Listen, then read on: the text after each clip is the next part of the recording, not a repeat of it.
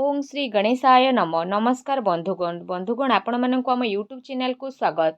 आज ए भिडियो रे आमे आपण मानक कहिबा पई जाउछु विशेष रूप रे आपणक पई ए दुई दिनर स्थिति विषय विशेष रूप से जदि कहबू ए दुई दिन रे आपणक पई कौन रहिबो विशेष भाव रे स्थिति केउ सबु जिनिस रे आपणक फायदा हेबो केउ सबु जिनिस रे आपणक सावधानता अवलंबन करबाकू पड़िबो आपणकर लव लाइफ किपरि रहिबो क्यारियर किपरि रहिबो बिजनेस आउ व्यापार किपरि रहिबो एवं स्वास्थ्यर किछि महत्वपूर्ण इनफॉरमेशन मध्ये आमे आपणक देबू आउ वीडियो शेष रे आमे आपण मानक किछि उपाय विषय रे मध्ये कहबू जहाद्वारा आपण ए दिन को आहरी अधिक शुभ और मंगलदायक सब्यस्त करें। आग को वीडियो आरंभ करने पूर्व आमर आपण को रिक्वेस्ट कि जदि आपण आमर ए चैनल नुआ आछंती चैनल को सब्सक्राइब करंतु सांगरे नोटिफिकेशन बेल को मध्य ऑन करंतु जहाद्वारा समय समय सह नुआ नुआ वीडियो नोटिफिकेशन आपण को मिलिबो। तो आसंतु जानिबा किपरि रहिबो आपणक पई विशेष रूप रे ए दुई दिनर स्थिति। जदि विशेष भाव में आमे सबुठारु प्रथमे कहिबा कि कौन आपणक पई सतरे पॉजिटिव रहिबा पई जाउछि विशेष रूप से जदि कहिबा किछि राजनीतिक लोकंक द्वारा साक्षात आपणकर लोकप्रियता को बढ़ेइबो सांगरे जन संपर्कर कायरा विस्तार मध्य हेबो संतानक तरफरु तांकर क्यारियर को नेकी आपणको कोनोसी शुभ समाचार मध्य मिली पारे आपणकर सिद्धांतवादी दृष्टिकोण समाज आउ धार्मिक स्थल रे आपणको सम्मान जलक उपाधि मध्य प्रदान करिबो विशेष भाव में धार्मिक आउ आध्यात्मिक गतिविधि रे आपणकर महत्वपूर्ण योगदान मध्य रहिबो प्रॉपर्टी संबंधित कौनसी अटकीथिबा कार्य पूरा हेबार विशेष रूप से संभावना रही ता सहित जदि आमे कहिबा आपणको भल खराब चिंता मध्य आसीबो एहा सहित भाग्य संतान संबंधित कार्य रे मध्य सुविधा प्रदान मध्य करिबो आपणकर विवेक एवं आदर्शवादी स्वभाव विशेष रूप से आपणक पई महत्वपूर्ण उपलब्धि मध्य प्रदान करिबो ग्रहंकर स्थिति आपणक पई किछि संतोषजनक मध्य रहिबो जहा आपणक खिलाफ रे रहिथिला एबे से सब मध्य आपणक सपक्ष रे आसीबो आउ संबंध रे मध्य काफी सुधार आसीबो सबु कार्य आपणकर शांतिपूर्ण रूप से संपन्न हेबार नजर मध्य आसीबे ता सहित भावुकता कारणरू व्यवहारिक दृष्टिकोण आपणक कार्य मध्य देखा देबो आपणकर सकारात्मक आउ संतुलित भावना आपणको आग को बढ़िबा और निजर कार्य को सुचारू रूप से संपन्न करिबारे मध्य सहायता प्रदान करिबो घरे कौनसी धार्मिक उत्सवर आयोजनर योजना मध्य बढ़िबो आपण पुणी थरे निजे निजे को ताजा अनुभव मध्य विशेष भाव में करिबे एहा सहित अटकीथिबा बड़ पेमेंट मध्य मिलिबा कारणरू आर्थिक स्थिति रे काफी समय पर्यंत सुधार आसीजिवो जहाद्वारा आपणको काफी सुकून मिलिबो आउ आपणकर मन बहुत अधिक प्रसन्न रहिबो। आसंतु जानिबा आपणक पई कोन नेगेटिव रहिछि कौनसी प्रकार उधार ठारू आपण दूरी के रुहंतु धन लेन देन संबंधित कार्य करिबा ठारू छलना बा धोकार शिकार मध्य आपण होई पारंती कौनसी भी कार्य करिबारे अधिक भाबी चिंती काम करंतु नहीं एहा द्वारा समय आपणक हाथरू मध्य जाई पारे सामाजिक वस्तु को मधुर बनै रखिबार आवश्यकता रहिछि केबे केबे किछि नकारात्मक पुराणा कथा पुणी थरे उठी मध्य पारे जो कारण पाई आपण आपणकर मनोबल रे काफी टाइम पर्यंत कमी अनुभव मध्य करिवे निजर स्वभाव को पॉजिटिव बनै कि रखंतु ता सहित ए कथारे मध्य ध्यान देबार आवश्यकता रहिछि कि आपणकर सरल स्वभावर किछि लोक माने नाजायज फायदा मध्य विशेष रूप से उठाई पारंती जहाद्वारा आपणक मनर स्थिति किछि विचलित मध्य होई पारे अन्यर फैसला सुझेबारे आपणकर केते कार्य मध्य अटके पारे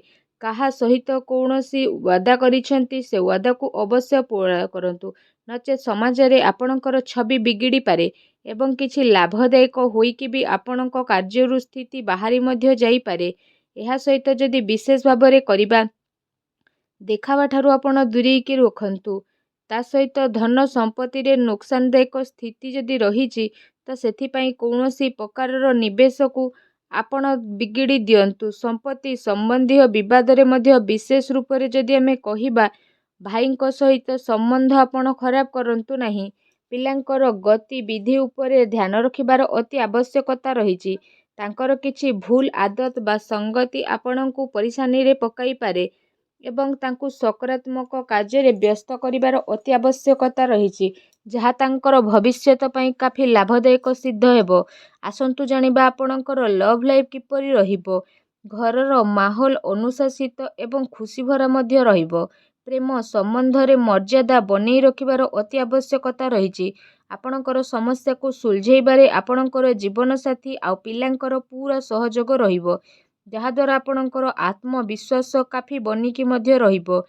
ଅତି ସମ୍ପର୍କୀୟଙ୍କ ସହିତ ମେଳ ମେଳାପ ଏବଂ ବୁଲାବୁଲିର ପ୍ରୋଗ୍ରାମ ମଧ୍ୟ ଆପଣଙ୍କର ବନିପାରେ, ଯାହାଦ୍ୱାରା ଘର ପରିବାରର ବାତାବରଣ ଖୁସିଭରା ଏବଂ ସୁଖଦପୂର୍ଣ୍ଣ ମଧ୍ୟ ରହିବ। ଆସନ୍ତୁ ଜାଣିବା ଆପଣଙ୍କର ବ୍ୟବସାୟିକ କ୍ୟାରିୟର କିପରି ରହିବ। କାର୍ଯ୍ୟସ୍ଥଳରେ ନିଆଯାଇଥିବା ଠୋସ୍ ନିର୍ଣ୍ଣୟ ବହୁତ ଭଲ ଆପଣଙ୍କ ପାଇଁ ସାବ୍ୟସ୍ତ ହେବ ଏବଂ ସଫଳତା ମଧ୍ୟ ଆପଣଙ୍କୁ ଅବଶ୍ୟ ପ୍ରାପ୍ତ ହେବ। ମାର୍କେଟିଂ ତଥା ପେମେଣ୍ଟ କଲେକ୍ଟ କରିବା ଭଳି କାର୍ଯ୍ୟରେ ସମୟ ଅଧିକ ବ୍ୟତୀତ କରନ୍ତୁ। ସେୟାର ରିସ୍କ ପ୍ରଭୃତି କାର୍ଯ୍ୟଠାରୁ ବିଶେଷ ରୂପରେ ଆପଣ ଦୂରେଇକି ରୁହନ୍ତୁ। ଆପଣଙ୍କ ସହ ଛଳନା ବା ଧୋକାଧଡ଼ି ମଧ୍ୟ ହୋଇପାରେ।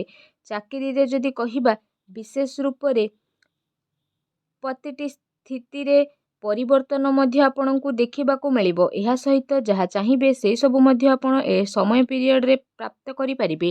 ପ୍ରତିଟି ସ୍ଥିତି ଆପଣଙ୍କ ପାଇଁ ଶୁଭ ହେବ। ଚାକିରିରେ କୌଣସି ପ୍ରକାରର ସ୍ଥାନ ପରିବର୍ତ୍ତନ ର ସ୍ଥିତି ମଧ୍ୟ ଆପଣଙ୍କ ପାଇଁ ବନୁଅଛି। କାର୍ଯ୍ୟସ୍ଥଳରେ କୌଣସି ପଡ଼ୋଶୀଙ୍କ ଦ୍ୱାରା ଲଢ଼େଇ ଝଗଡ଼ା ଯେପରି ସ୍ଥିତି ମଧ୍ୟ ବନିଯିବ। କିଛି କାନୁନ ବା ନିବେଶ ସମ୍ବନ୍ଧିତ ବିଶେଷ ରୂପରେ ଜଟିଳତାର ସାମ୍ନା ମଧ୍ୟ ଆପଣଙ୍କୁ କରିବାକୁ ପଡ଼ିପାରେ। ବ୍ୟବସାୟିକ କାର୍ଯ୍ୟ ପ୍ରଣାଳୀରେ ପରିବର୍ତ୍ତନ ଆଣିବା ଆପଣଙ୍କ ପାଇଁ ଅତି ଆବଶ୍ୟକ ରହିଛି, ଯାହାଦ୍ୱାରା ଆହୁରି ଅଧିକ ଭଲ ପରିଣାମ ଆପଣଙ୍କୁ ହାସିଲ ହେବ। ବ୍ୟବସାୟିକ ପ୍ରତିଷ୍ଠାନରେ ଅନୁଭବୀ ଏବଂ ପରିବାରର ବରିଷ୍ଠ ଲୋକଙ୍କର ଅନୁମତି ନେବା ଏବଂ ସହମତି ଦ୍ୱାରା କାର୍ଯ୍ୟ କରିବା ଦ୍ୱାରା କାଫି ସମସ୍ୟା ସବୁ ଦୂରେଇ ମଧ୍ୟ ଯିବ। ଧନ ଲେଣ ଦେଣ ସମ୍ବନ୍ଧିତ କାର୍ଯ୍ୟରେ ବିଶେଷ ଭାବରେ ଲାଭଦାୟକ ସ୍ଥିତି ମଧ୍ୟ ବନିବ, ଯାହାଦ୍ୱାରା ଆପଣଙ୍କୁ କାଫି ଖୁସି ହେବ। ତା ସହିତ କାର୍ଯ୍ୟ କ୍ଷେତ୍ରରେ ଆପଣ ପରିବର୍ତ୍ତନ ସମ୍ବନ୍ଧିତ ଯୋଜନା ବନଉଛନ୍ତି ତ ସେସବୁ ଉପରେ ଅମଲ କରିବାର ଉଚିତ ସମୟ ରହୁନାହିଁ। ଏ ସମୟରେ ଅଧିକତମ ଊର୍ଜା ଆଉ ନିବେଶ ସମ୍ବନ୍ଧିତ କାର୍ଯ୍ୟରେ ଲଗାନ୍ତୁ। ବର୍ତ୍ତମାନର ଗତିବିଧିରେ ନିଜର ଧ୍ୟାନ କେନ୍ଦ୍ରିତ କରନ୍ତୁ, ଏହା ଆପଣଙ୍କ ପାଇଁ ଶୁଭ ରହିବ। ଆସନ୍ତୁ ଜାଣିବା ଆପଣଙ୍କର ସ୍ୱାସ୍ଥ୍ୟ କିପରି ରହିବ। ବିଶେଷ ରୂପରେ ଯଦି କହିବା, ଆପଣଙ୍କର ସ୍ୱାସ୍ଥ୍ୟ ବହୁତ ଭଲ ରହିବ। ତା ସହିତ ଦିନଚର୍ଯ୍ୟାକୁ ବ୍ୟବସ୍ଥିତ ବନେଇକି ରଖିବା ଆପଣଙ୍କ ପାଇଁ ଅତି ଆବଶ୍ୟକତା ରହିଛି।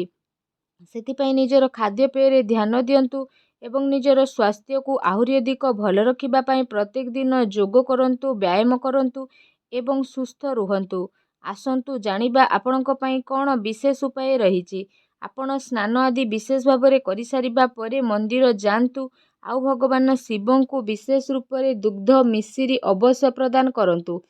ଏହା ସହିତ ଭଗବାନ ଶିବଙ୍କର ମନ୍ତ୍ର ଓଁ ନମଃ ଶିବାୟ, ଏ ମନ୍ତ୍ରର ମଧ୍ୟ ବିଶେଷ ଭାବରେ ମନକୁ ମନ 108 ଥର ଜପ କରନ୍ତୁ ଆଉ ନିଜର ମନୋକାମନାକୁ ମାଗନ୍ତୁ। ଏପରି କରିବା ମାତ୍ରେ ହିଁ ଭଗବାନ ଶିବ ବହୁତ ଶୀଘ୍ର ପ୍ରସନ୍ନ ହେବେ ଆଉ ଆପଣଙ୍କର ସମସ୍ତ କଷ୍ଟକୁ ମଧ୍ୟ ଦୂର କରିବେ। ଯାହା ବି ଆପଣଙ୍କ ଜୀବନରେ ପ୍ରୋବ୍ଲେମ୍ ଚାଲୁଛି, ସବୁ ପ୍ରୋବ୍ଲେମର ଅନ୍ତ ହେବ ଏବଂ ଆପଣଙ୍କର ସମସ୍ତ ମନୋକାମନା ଭଗବାନ ଶିବଙ୍କ ଆଶୀର୍ବାଦରୁ ଅବଶ୍ୟ ପ୍ରାପ୍ତି ହେବ ଆଉ ସବୁ କାର୍ଯ୍ୟ ଆପଣଙ୍କର ବହୁତ ଆସାନୀରେ ମଧ୍ୟ ବନିଯିବେ।